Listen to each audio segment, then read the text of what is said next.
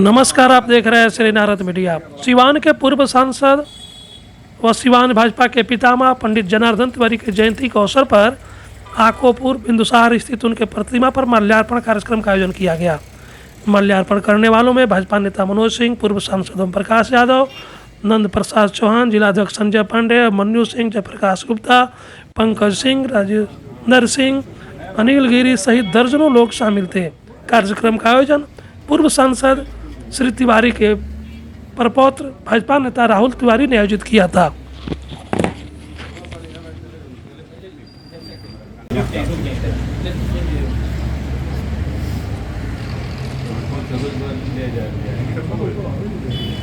मैं भाजपा के भीष्म पितामह जनार्दन तिवारी जी का आज जन्मदिवस है, क्या कहेंगे?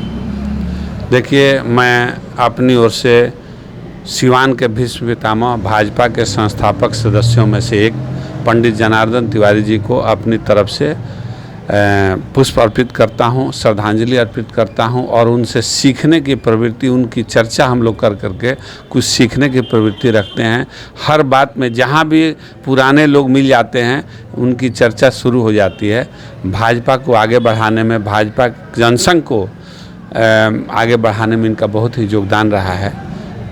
हम लोगों के आदरणीय हैं, पूजनीय हैं और उनके बताए रास्ते पर हम लोगों को चलना है, आगे भी सिवान को ले जाना है।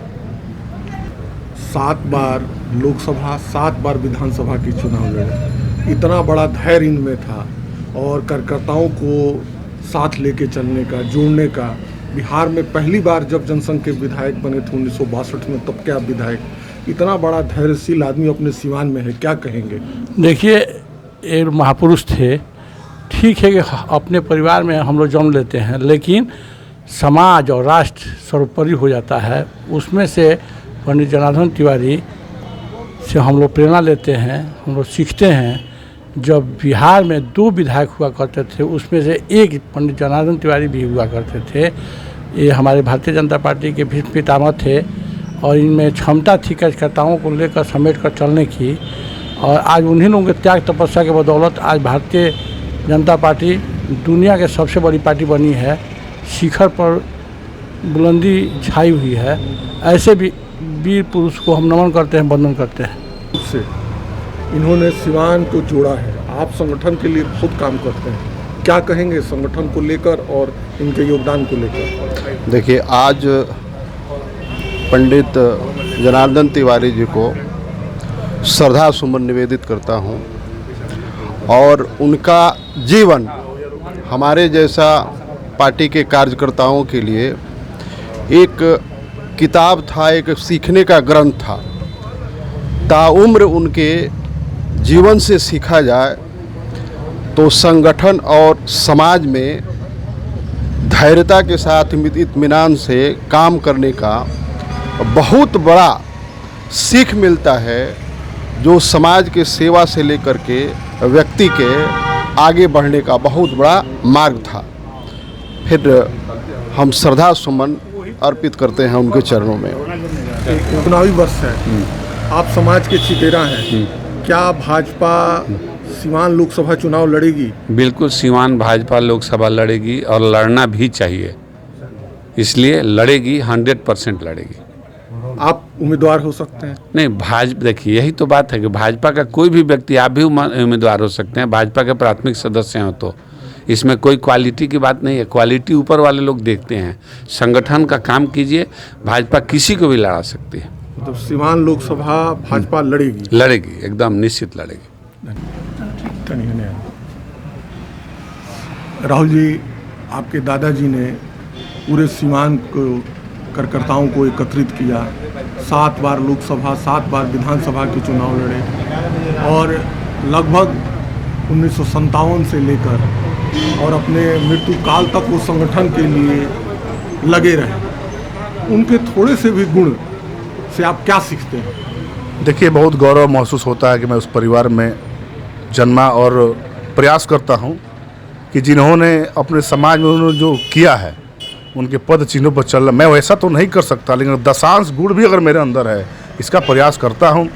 जिस तरह भारतीय जनता पार्टी और जनसंघ के संस्थापक सदस्यों से उन्होंने काम किया, भारतीय जनसंघ और भाजपा को आगे बढ़ाने का काम किया, कार्यकर्ताओं को लेकर चलने का काम किया। आज भारतीय जनता पार्टी विश्व की सबसे बड़ी पार्टी है और जो इतना बड़ा वट वृक्ष दिख रहा है, इसके तने का लोगों में इन्होंने काम किया है। तो अच्छा महसूस हो रहा है कि उस परिवार में जन्मा और उनके पद चिन्हों पर चलने का प्रयास करता हूँ। आप संगठन का कार्य देख रहे हैं, लगातार संगठन के कार्य में आप सक्रिय हैं। ये चुनावी वर्ष है, क्या राहुल तिवारी जी लोकसभा के उम्मीदवार हो सकते हैं? देखिए, भारतीय जनता पार्टी में कौन उम्मीदवार होगा, किस रूप में होगा, ये भारतीय जनता पार्टी की संसदीय बोर्ड तय करती है। आप देखते होंगे मध्य प्रदेश में जो चुनाव हुआ, मोहन यादव जी तीसरी पंक्ति में बैठे थे, लेकिन भारतीय जनता पार्टी अपने सभी एक एक कार्यकर्ताओं पर नज़र बनाए हुई है और जो कार्यकर्ता देश हित, राष्ट्र हित में और संगठन हित में काम करेगा, पार्टी उसे टिकट देगी और वो लोकसभा प्रत्याशी। मैं ही नहीं, भारतीय जनता पार्टी का एक एक कार्यकर्ता चुनाव लड़ने लायक है और लड़ेगा चुनाव। जैसा पार्टी नहीं देते उसके पीछे हम लोग खड़े होकर चुनाव जिताएंगे। हमारे साथ हैं राजेंद्र मुखिया जी। आप बहुत लंबे समय तक पंडित जनार्दन तिवारी जी के साथ आपका समय गुजरा है जी। क्या कहेंगे उनके व्यक्तित्व के बारे में? उनका व्यक्तित्व तो इतना बड़ा है कि हम उसका वर्णन नहीं कर सकते हैं। हम लोगों की राजनीति में उन्हीं के लाए हुए हैं, एक चेला हैं और उन्हीं से हम लोगों ने बहुत कुछ सीखा है। और वे जो है यहाँ के जनसंघ से संसद के थे, प्रचारक थे, उसके बाद शिक्षक हुए। उस समय भी हम लोग उनके चेला रहे और बीजेपी का जितना भी आज दिखाई दे रहा है सिवान में, सब उन्हीं का खड़ा किया हुआ देन है। फाउंडेशन वही रखे हुए हैं, उस पर इमारत तो बना हुआ है। जो भी एमपी, अच्छा, ये भी कहा जाता है उनके बारे में कि वो धर्म जाति से परे होकर व्यक्ति को जोड़ते थे। जी, एकदम धर्म इससे एकदम अलग, सब जात को मिलाकर चलते थे वो जाति। हाँ जी, जात पात उनमें नहीं था। जी हाँ, एकदम नहीं था। संगठन के लिए भी काम, संगठन के लिए तो सारा अपना न्यौछावर कर दिया वो। इतनी यहाँ तक हुआ कि वो अपना ज़मीन भी बेचना पड़ा था संगठन के लिए। वो अपना बेचे और जो भी पार्टी का खर्चा उर्चा जो भी लगता था वो सब उसमें लगाते थे, इसमें कोई संदेह नहीं। आप उनके साथ रहते थे? ये एकदम 24 घंटा रहते थे राजनीति में। जी, जैसा कि आप यहाँ देख रहे हैं, पंडित जनार्दन तिवारी जी की आज जयंती है। सिवान में भाजपा के लिए वो भीष्म पितामह हैं। उससे पहले जनसंघ में वो उन्होंने काम किया, जनसंघ के तरफ से विधायक भी रहे। उससे पहले राष्ट्रीय स्वयंसेवक के वो प्रचारक के रूप में रहे। साथ ही यहाँ की प्रतिष्ठित विद्यालय VMHE में वो ड्रिल शिक्षक थे। और ये कहा जा सकता है ऐसे महापुरुष के बारे में कि तू पत्थर की ऐठन है, मैं पानी की लोच, तेरी अपनी सोच है, मेरी अपनी सोच।